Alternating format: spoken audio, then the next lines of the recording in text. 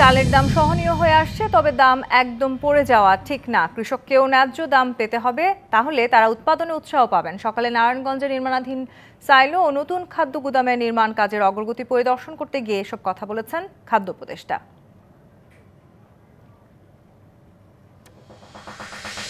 Diploma in nursing science and midwifery এবং diploma in midwifery কোর্সকে স্নাতক সমমান করার দাবিতে বিক্ষোভ মিছিল ও অবস্থান কর্মসূচি পালন করেছেন নার্স মিডওয়াইফ শিক্ষার্থীরা। Bangladesh diploma student nurses union Gopalganj শাখা এই কর্মসূচি পালন করে।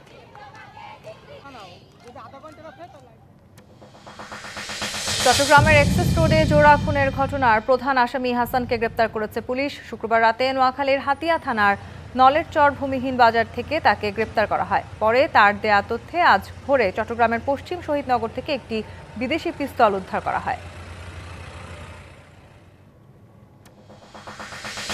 আমাদের শহর আমরা গড়ব, সুস্থ সুন্দর পরিষ্কার রাখবো প্রতিপাদ্যে খুলনা নগরীকে বিশ্বের অন্যতম স্বাস্থ্যকর শহরে পরিণত করার লক্ষ্যে দিনব্যাপী মেলার আয়োজন করা হয়েছে। সকালে নগরীর হাদিস পার্কে বেলুন উড়িয়ে মেলার উদ্বোধন করেন খুলনা সিটি কর্পোরেশনের প্রশাসক মোহাম্মদ ফিরোজ সরকার।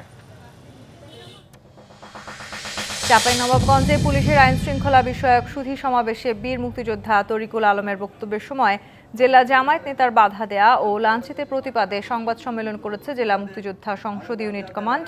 সকালে জেলা মুক্তিযোদ্ধা কমপ্লেক্স ভবনে এর নিন্দা ও প্রতিবাদ জানানো হয়।